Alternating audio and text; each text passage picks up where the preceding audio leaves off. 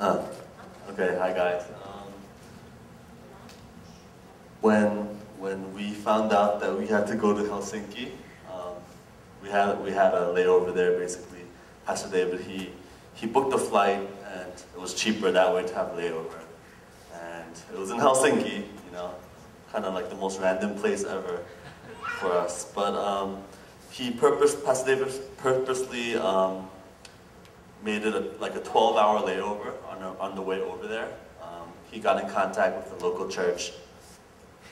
That's not the church though, that's just the building. He got in contact with the local church and what's the point? It's your forehead. Finger. Forehead. Yeah, and we participated in serving a ministry over there. I'll talk more about it a little bit later. But first, let's go over the Helsinki just as a place, I guess, the city.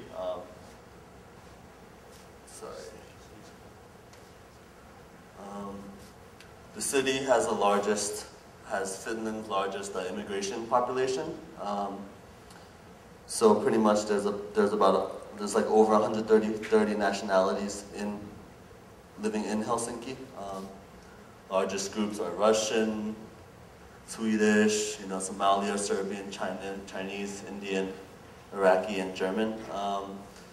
It was weird because we saw a lot of non-white people there. There were a lot of different colored people when we were just like walking by.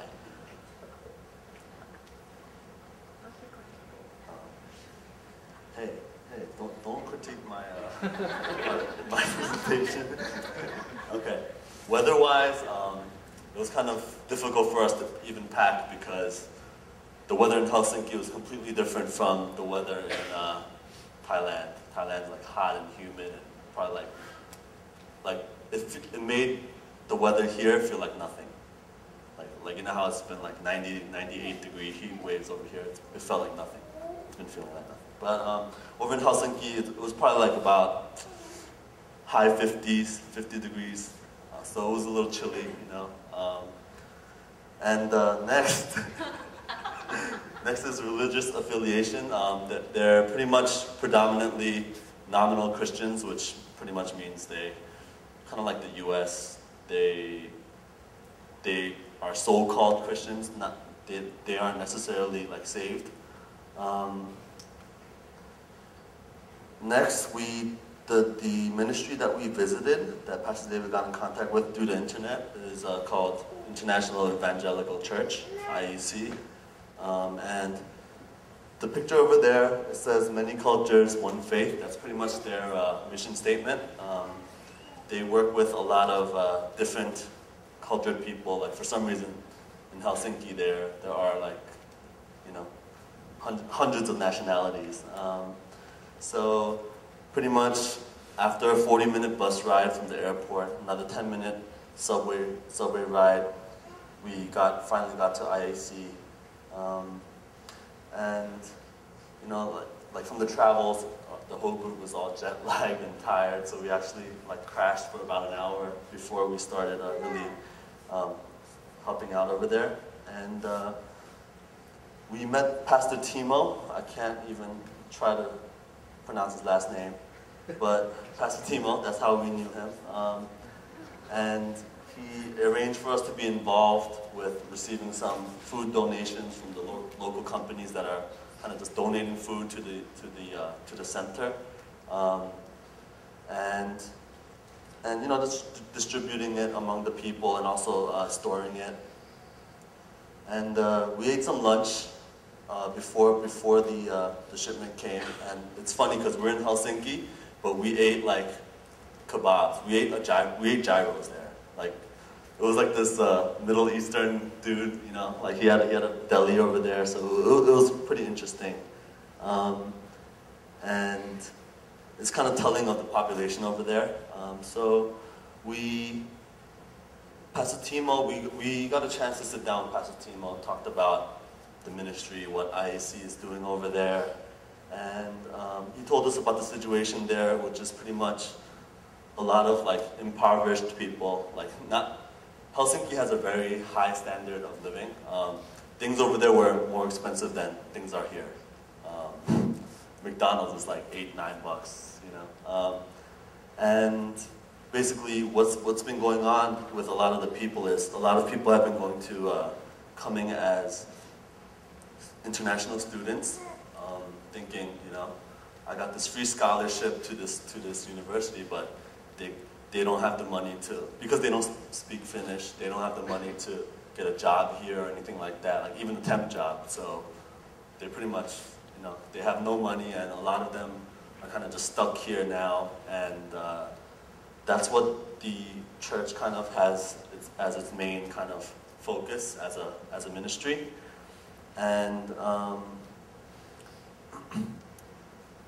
the ICC is the community center that's where you'll see pictures later, but that's where the church is, and I mean that's where the center is, where we distributed all the food and stuff. And we just talked to Pastor Timo, was telling us a lot of stories about Helsinki and the ministry there and what they do over there. And it's just kind of, he kind of plants these, I guess you can say, ethnic churches within Helsinki. There's a I guess you can call it Middle Eastern kind of church. There's a Chinese church, a Korean church. There's all of these different kind of churches that are being planted through IEC. And I think he's been there for about like 20, 30 years or something like that. Was it? The church has been. Oh, the church has been, okay. This is all out of recollection. And he even spoke to us a little bit about the Korean church, and it was funny because he was kind of telling us, you know, like, it's like our culture and how like the Korean churches over there, they didn't want to get together and form one big Korean church. Instead, they wanted to all do their own things, and you know, all of that stuff. So it was pretty interesting to see that. And so pretty much his ministry is just focused on like intercultural kind of bringing the churches together, kind of like a Unitarian kind of approach to ministry. And after our kind of, I guess, talk and our discussion, the delivery of the foodstuffs came and we helped out.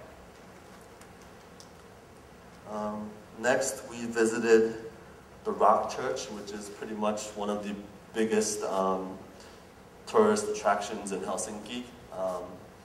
Just a brief history on it. Began in 1952 during like the World War II times, and you know, people are protesting that, you know, money is being spent to build a church instead of helping out the people during war. You know, and eventually there was an on and off process of the construction, but it finally got completed in 1969.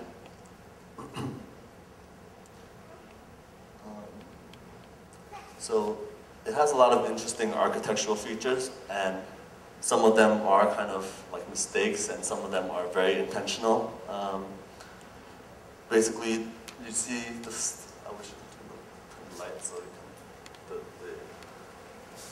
picture would come out better. But you can see that's the exterior of the church. It's pretty much a big rock that they blasted out the insides of it. So it's pretty much the whole church is inside a rock, and there's a lot of nature in the church. They left the interior walls exposed as rock. Partially that was one of those things. It wasn't part of the original plan, but because of lack of funding, they had no choice but to do that, and the windows brought in a lot of natural light. And a lot of this has these kind of theological meanings behind them. Just a few that I picked up on while during a short visit was this sanctuary, this kind of notion of coming to meet God. Like usually if you see in other places, it's usually up like a flight of stairs, kind of high, like you're ascending to this higher place to worship. But over here, the sanctuary has no stairs, kind of as a expression of Emmanuel, God with us, as in God coming down to man. So he meets us